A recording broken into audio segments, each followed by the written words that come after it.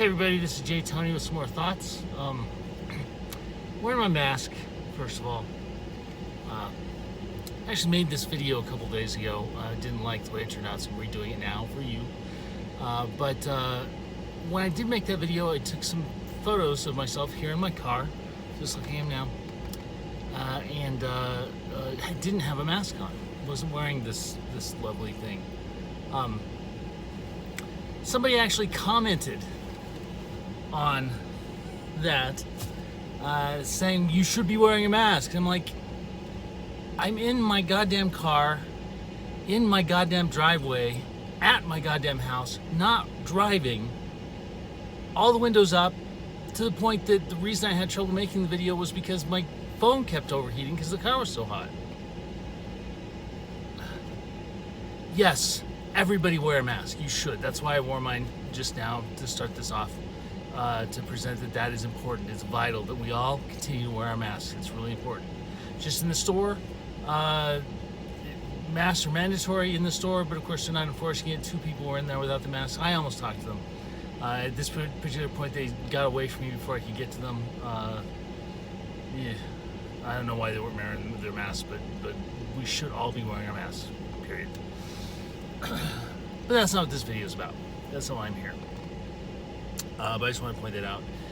Just in case any of you want to say you should be wearing a mask when you're in your car in your driveway in front of your house with the engine off, and well, the engine's actually on because the AC is on, so that my phone doesn't overheat again. But anyway, if you want to come at me about wearing a mask right now, don't. It's dumb. I know we should wear a mask. You know we should wear a mask. Just wear your goddamn mask and mind your own business. Actually, if you're out in the public and you see someone not wearing a mask, don't mind your own business. Tell them to wear their mask. But if you see somebody on a video or in a photo not wearing their mask in their own car, come on. All right, enough outrage about that. I'm here to talk to you about something entirely different. Last week I watched a lot of videos regarding Jenna Marbles. If you're not familiar with who Jenna Marble is she's an amazing comedian, completely wonderful. Her videos are hilarious. They're really funny. I'd say go look at them, at least what's left of them, because they're worth your time. They're really fun. They're really funny. It's hilarious, and she's not afraid to take the goofiest parts of her and let them out for a run. She's amazing. So but last week she has basically come out saying that she's basically quitting YouTube at this point. Maybe quitting YouTube at this point. I'm hoping she doesn't. I'm really hoping she comes back with a vengeance, because we deserve to have her. She's quitting because she got a lot of criticism over some earlier videos that she did. She did some videos way back in 2011. One in which she portrays Nicki Minaj, and in doing so put on blackface. Not a good idea. And she knows it. She knows it now. She feels very bad about it. And the whole point of the video was to apologize for it and then bow out. She had another video where she did a rap song where she said some racist things and even pointed to the fact that they were racist in the song. So it's not like she didn't know at the time. But she's sorry. That's not always good enough, but in this case the apology seems very heartfelt and very kind and serious. And the fact that she's not doing videos for a while anymore, at least for a while, tells you that she's contrite. So go watch her videos. Go see her stuff. It's worth it. Those videos that I just mentioned are not available. She took them down. That's part of what she was talking about, was having taken them down. I want to let people know what was in them when she took them down. But it's worth seeing her other stuff that's not racially tinged in any way. In watching the stuff fall out about Jenna Marbles, a big word or group of words, couple of words, keep coming out as that goes is cancel culture. And cancel culture gets mentioned all the time nowadays. Anytime anybody gets in trouble, it's all about the cancel culture. I'm here to tell you, cancel culture doesn't exist. It's not a thing. Not with a new word or anything. I mean, it just doesn't. It's not a thing. It doesn't exist. Cancel culture is another one of those terms, just like I mentioned in my previous video, that the right has created to make you feel bad and embarrassed about doing the right thing. That's it. It's all it is. It doesn't mean anything. They want to portray the left, or anybody who feels on the left, as a mob who has within their hands the livelihoods of these people. We don't. You don't. It's crap. It's just crap. If we look at the people who have been hit by what is called cancel culture, it's clear that it wasn't the public that killed off their careers or their livelihoods or whatever, their public personas. It wasn't the public that did that. It was the people they worked for, the corporations they worked for. Like Weinstein, he became a liability. No one was going to work with him knowing that he had harassed and assaulted so many and was likely to do so again. The company that he worked for, which kind of was his own company, isn't going to keep him on for that. It's just simple economics. It's simple. It's simply the way that business works. If you become a liability, they let you go. Unless, of course, there's something more powerful holding you there. That's another story we'll get into another time, but I'll just mention police unions hold liabilities in place. Allow cops who are not good to stay in place. But that's a whole other thing. We'll get to that another time. Kevin Spacey. He's a liability. He's had several accusers come forward, and one in particular who is pretty darn untouchable as far as believability is concerned. He's awesome. Anthony Rapp was the main one who came forward and said, "Hey, this guy attacked me." I mean, Anthony Rapp has no blemishes. He's great, and he's as far as believability is concerned, he's completely believable, completely, so you have this, at least one, if not several, very believable accusers pointing their fingers saying that Kevin Spacey assaulted them, molested them, tried to molest them, or more.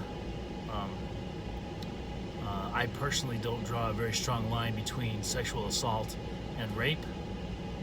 I know there is a legal difference. I understand that legal difference. I don't think that it's always applicable. I think that often sexual assault is a kind of rape. And Kevin Spacey's right there. Are you going to have your movie? Are you going to hire Kevin Spacey knowing that there's a chance that somebody on your set is going to get attacked by Kevin Spacey? We know that in general, most folks who sexually assault don't do it just once or twice. They do it many times. It's their thing. So the chance that Kevin Spacey's going to raise his hand up and say, "I promise not to do it," and then you hire him, is that going to be good enough? His promise? And liability. I mean, insurance. Is an insurance company going to insure that? If you're a film company, are you going to take that chance not to have insurance? I don't think an insurance company would insure it.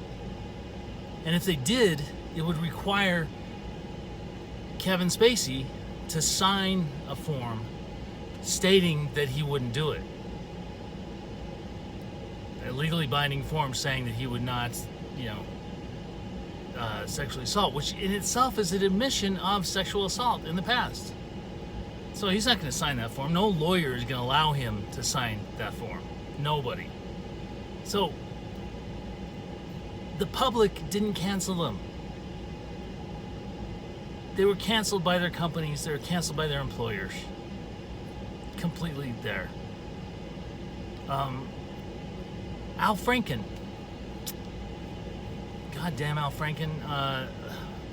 My ex-wife met him once, and at the time we were still married, and she actually told Al Franken that I wanted to marry him, which, in a certain sense, at the time I kind of did. I was pretty smitten with him. Have been for years and years and years.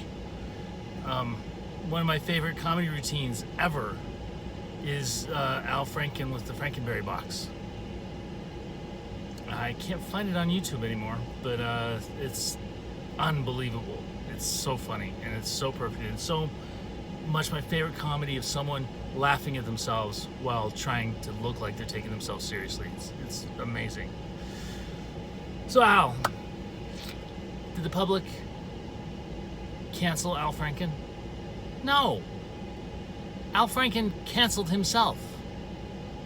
Al Franken resigned. He left for the good of the party.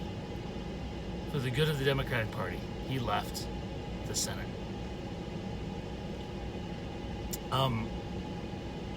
Which I think is very honorable. He admitted he did wrong and he backed out, just like Jenna Marbles just did. It's how much more can you say I'm sorry than to quit, even though what you're doing is the best that you've ever done, or for your constituents. He was doing a great job otherwise as a senator. He was awesome. If you don't believe that, block me. You don't like Al Franken as a senator, block me right now. I don't care. But he did the right thing. He was not canceled by the public. There is no cancel culture. It doesn't exist. All right. Even those who have had issues. You look at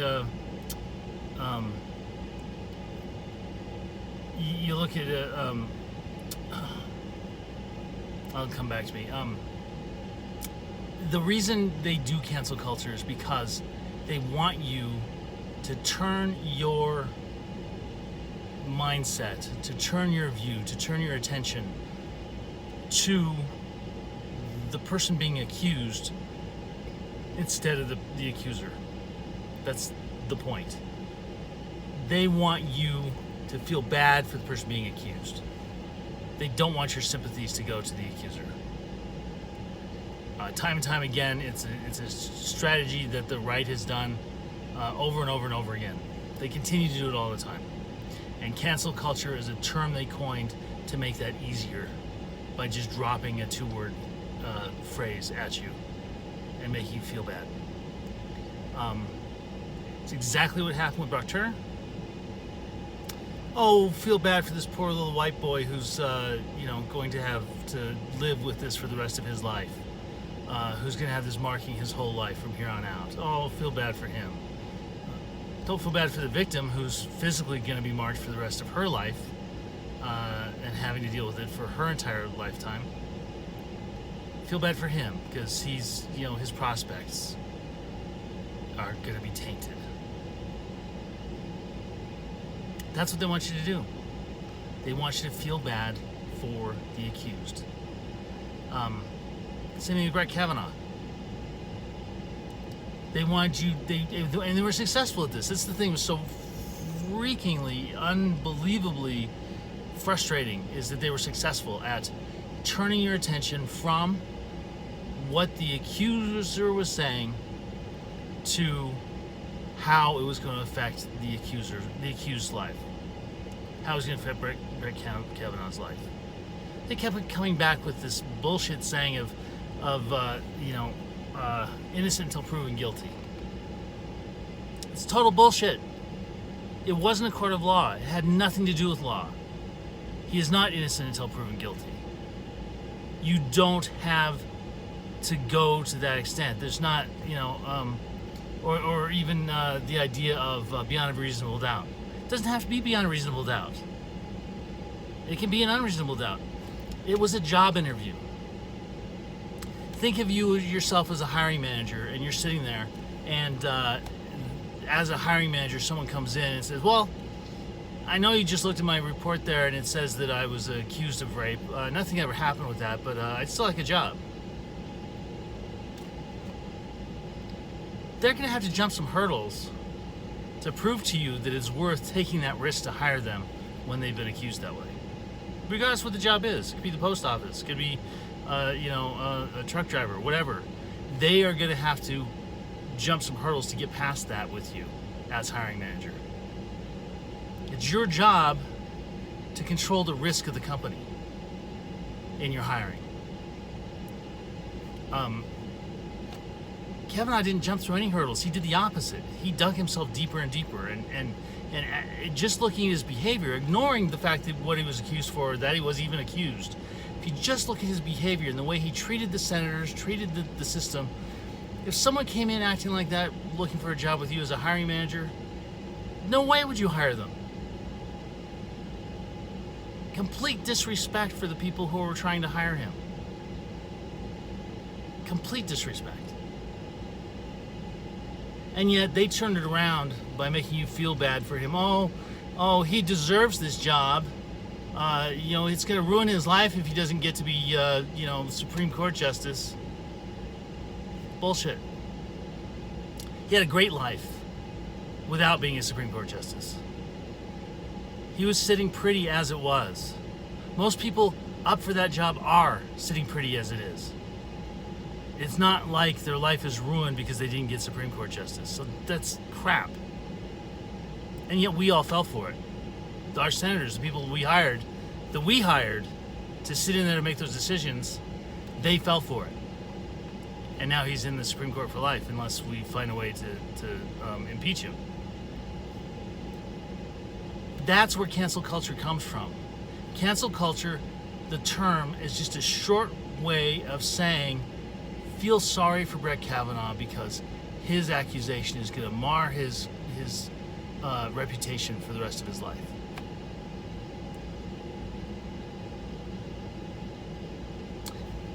Now, there is, people start talking about cancel culture in a way that it actually is more akin to a shunning. There is a thing called shunning. You can shun as a group, an individual from your group. Shunning exists, it's a thing.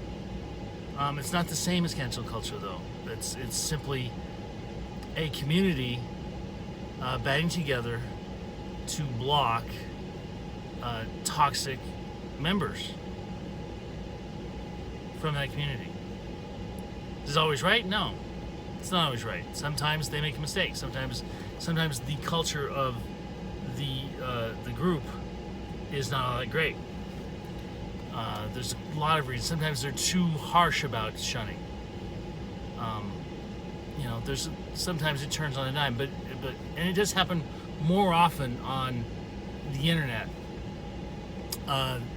because of the quickness and the gluiness of the people on the internet being able to get together fast and do something quickly. It's not cancel culture. It's not the same thing.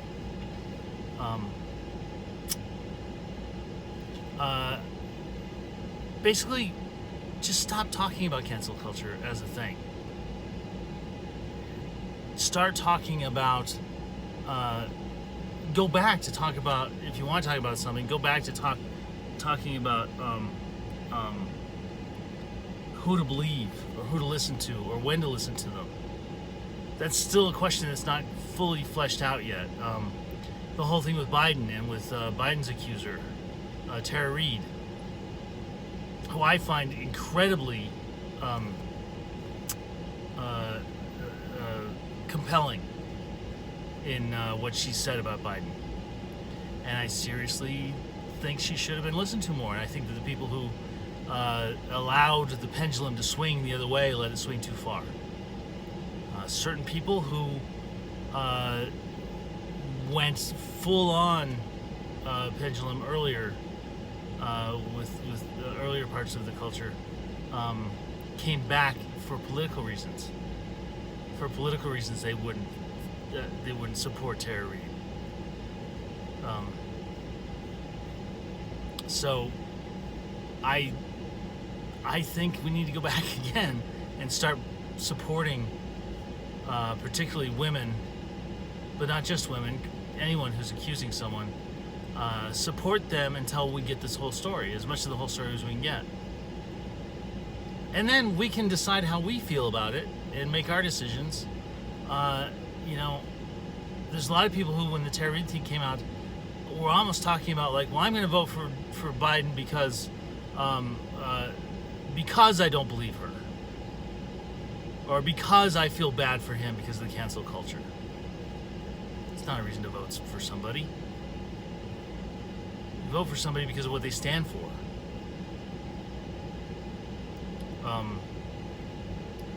So anyway, those are my thoughts. Cancel culture's just wrong. Johnny Depp was who I was trying to talk about earlier. Johnny Depp is one of the people who got caught on the negative side of this whole scene.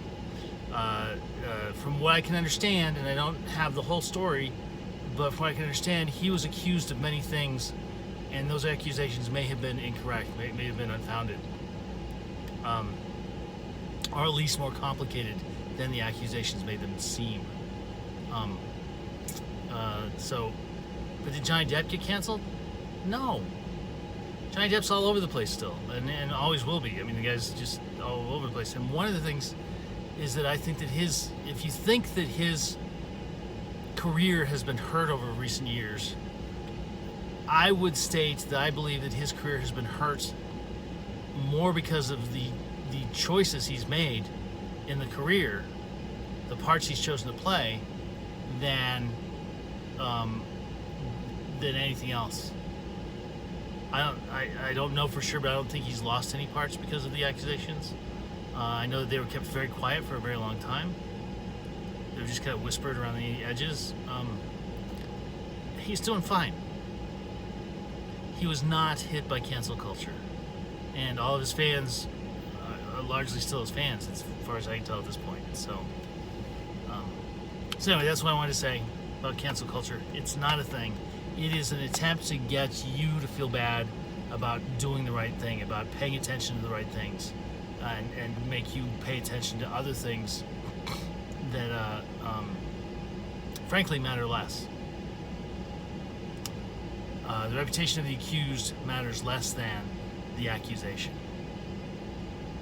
And if you let it get in the way of your belief in the accusation or not, that's a problem.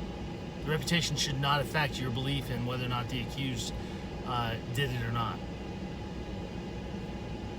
It has no bearing on whether they did it or not. Kings and peasants both do bad things. So that's it. That's what I have to say. Comments, whatever. If you find this interesting, let me know. I'm going to keep making these.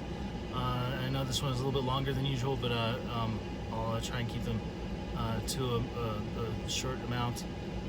Wear your masks. Wear your masks. You don't have to wear them in the car. If you're alone, even if you're driving, if you're alone in the car and your windows are rolled up, you don't have to wear them. Just wear them when you're in public, whether or not they're telling you to. If your mayor says you don't have to wear a mask, wear a mask. Give that finger to the mayor and wear a mask. All right, that's it. Thanks a lot. Bye.